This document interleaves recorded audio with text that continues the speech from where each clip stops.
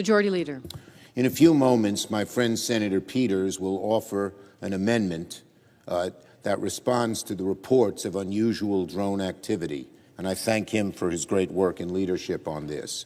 I'm proud to be a co-sponsor of this bipartisan drone legislation, which the FBI, the DHS, the FAA, and the DoD, the Department of Defense, all support. The Senate should pass our bill without delay. Our bill, among other things, explicitly authorizes state and local authorities to conduct drone detection and helps them better coordinate with federal law enforcement agencies to keep communities safe. The people in New York and New Jersey have a lot of questions, and they're not getting good enough answers. The utter confusion surrounding these drone sightings shows that the feds can't respond all on their own. They need help detecting these drones from local officials who have neither the resources nor the explicit authority to act, and the bill fixes that. We all know drones are a relatively new phenomena, and there are millions of them all over the United States. A lot of them are hobbyists, some of them are companies doing legitimate work.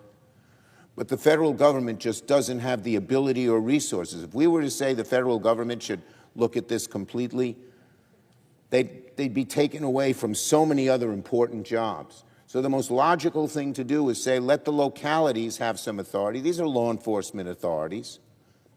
These are people we know and we trust. Now, for all we know, the recent drone incidents are entirely benign. But the people of New York and New Jersey understandably still have questions, and they deserve answers. The problem is the widespread use of drones is relatively new in the eyes of federal law, and therefore the authority to detect drone activity near sensitive infrastructure is totally in federal jurisdiction. And that should be fixed in an appropriate way. The federal government just doesn't have the ability to go in every corner of America and see whether the drones are safe or not safe. Local law enforcement is appropriate, and they will work with the feds in working on this. The bill is about giving local officials on the ground greater flexibility and proven technology to detect and track threats in their jurisdictions. It's about giving people answers they don't now have, heard directly from authorities on the ground. If this bill becomes law, we will have better clarity in the future. So I yield to my friend from Michigan, who's worked hard on this issue for a long period of time. It has broad bipartisan support. I hope the Senate can act. I yield. Madam President. Senator from Michigan. Madam President, every day, more and more Americans are using drones, from everything from hobby flights to commercial applications, as well as law enforcement activities. Drones can offer important societal and economic benefits, but they can also cause problems if they are not used appropriately. Recently in New Jersey, we've seen reports of loud and menacing drones. And while the Department of Homeland Security, the FBI, and other key agencies have assured the public that these drones pose no immediate Homeland Security threat, they have certainly caused unease and concern for many Americans. Rogue drones can interfere with commercial air traffic, as we saw with the recent closure of runways at a New York airport, as well as large public gatherings like football games or concerts. The National Football League, a key supporter of this legislation, has shared that at recent seasons they have seen more than 2,500 drones violate the airspace around stadiums, and in some cases leading to them stopping the football games to resolve potential threats to their fans as well as to their teams. We've also seen how drones operate by a bad actor can quickly become a very serious security threat. This summer, an assailant used a drone to surveil President-elect Trump's rally site in Butler, Pennsylvania, just hours before firing shots in a horrific assassination attempt. And that's why I've been working to pass bipartisan legislation that would address these concerns by giving law enforcement the tools and the authorities that they need to detect, to identify, and track drones to ensure that they do not pose any risk to Americans.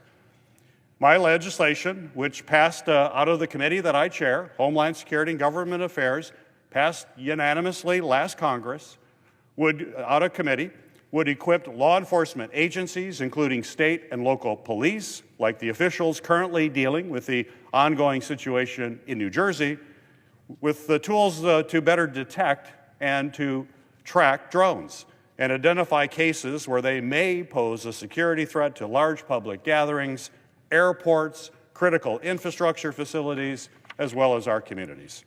Most urgently, this bill would ensure that law enforcement has the technology needed to quickly and clearly identify exactly what the reported sightings of drones across the country actually are. If a drone is found to be a potential danger, our law enforcement agencies, they must have the tools to mitigate these threats effectively.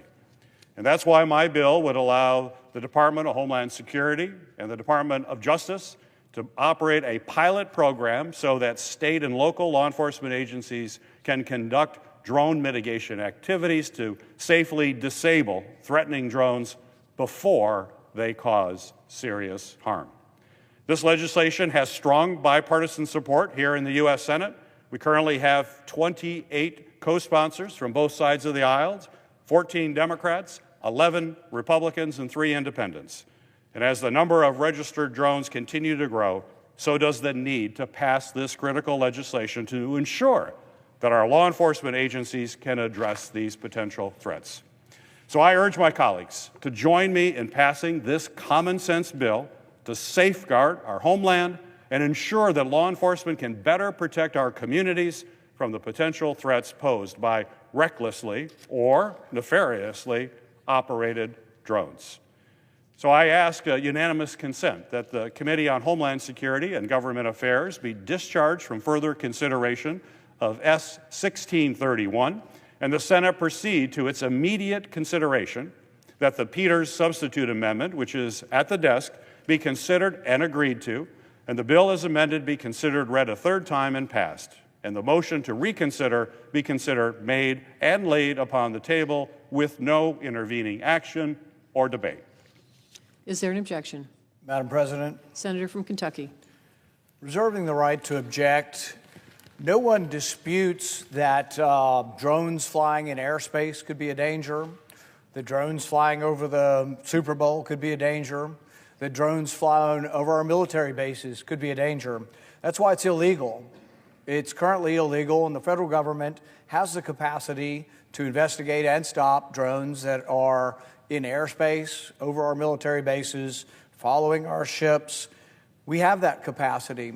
But what is disputed, and what the Biden administration is currently telling us, is they don't see a problem. So if there is a problem, let the Biden administration be forthcoming, let us know the extent of the problem, let us know who's flying the drones, and let us know what's going on. Instead, this bill says, well, we don't know, the Biden administration doesn't know, but why don't we give the power to the local officials to go after drones? But I rise today to object to this unanimous consent request because at the time, public trust in government is in historic lows. This body must not rush to grant sweeping surveillance powers without proper consideration and debate by the committees of jurisdiction, which is what I pledged to do beginning in January when we will be in charge of the committees. Yet what is going on is exactly what this legislation seeks to do now, is to expand federal authority to intercept communications and disrupt drone activity, powers that raise serious concerns for Americans' privacy, civil liberties, and Fourth Amendment protections against unwarranted search and seizure. We are being told this legislation is urgent, that it is needed to address an imminent drone threat, yet the government itself admits no such threat exists. So either there is a threat or there isn't a threat, but the Biden administration keeps saying, well, it's all normal stuff and it's just planes. So it is or it isn't. Why don't we try to get to the truth of the matter of what actually exists and what the threat is before we propose legislation? Federal agencies, including the Department of Homeland Security and the FBI, have stated clearly that there is no current national security risk, no public safety concern, and no unlawful drone activity requiring intervention. So there either is a problem or there isn't a problem. If there is a problem, let's discuss how to do it while protecting the communications of innocent Americans whose their communications could be caught up in this legislation. Until the assessment, the federal assessment changes. The assessment that it isn't a problem changes to that it is a problem, and these are the malefactors. These are the people that are orchestrating this. Let's get that from the Biden administration. Tell us what the problem is. Tell us the extent of the problem. Instead, the Biden administration is saying there's not a problem. So, Madam President, this pattern is all too familiar. History has shown us time and time again how fear and manufactured urgency are used as pretext to expand government power at the expense of freedom. After 9/11, Congress passed the Patriot Act in the name of security. Americans were promised that these surveillance powers were necessary. They would only be directed towards foreigners. They would only be directed towards terrorists until we discovered that these powers were being used on Americans. Americans were promised that these powers were necessary and temporary. Instead, they were abused, misused, and weaponized. Innocent Americans had their privacy violated, their data collected, and their rights trampled. The lesson here is clear. When Congress legislates in haste, without careful scrutiny, without debate, and without accountability, it is the American people who suffer the consequences. Today, we are facing a similar moment. The bill before us would grant law enforcement significant authority to intercept private electronic communications without consent.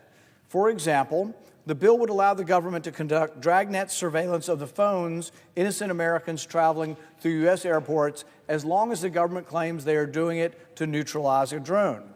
So in order to look at the information that might be coming to a drone, it may be that you capture all the information of everybody surrounding an airport or everybody who lives near an airport. Once you have all that data, what are the assurances that the government isn't looking at your data in addition to the data that may be related to flying the drone? This is not just about security. It's about unchecked government overreach. It's about capitalizing on fear and media-driven hysteria to jam through sweeping legislation that could violate the civil liberties of American people. Congress has a constitutional responsibility to serve as a check on the executive power, not as a rubber stamp for it. The federal government already has the power to deal with drones. The federal government already has the power to stop any drones that are in airspace around airports. The federal government already has the power to protect its air bases. So if there is a significant problem here, the Biden administration needs to come forward and let us know, who are these drones? Who's operating these drones? What is the federal government doing to protect either airports or bases from this? Instead, we are told by the Biden administration there is no threat to our national security. So let's first insist on truth and transparency from the Biden administration before offering up legislation that is feel-good, pat somebody on the back and say, oh, we've done something about drones. We are strong on drones. Congress has a constitutional responsibility to serve as a check on executive power, not as a rubber stamp. We owe it to the American people to demand compelling justification, meaningful safeguards, and full transparency before granting any new surveillance authorities. We are a nation of laws, not fear, not panic, and not manufactured urgency. We do not trade away our freedoms, our privacy, and our constitutional protections for vague promises of security. I will object to this bill today, but I am open to talking with the authors of this bill about how we could have enhanced ability to interrupt drone activity, but done while protecting all Americans' constitutional right to privacy. Madam President, I object. Objection is heard.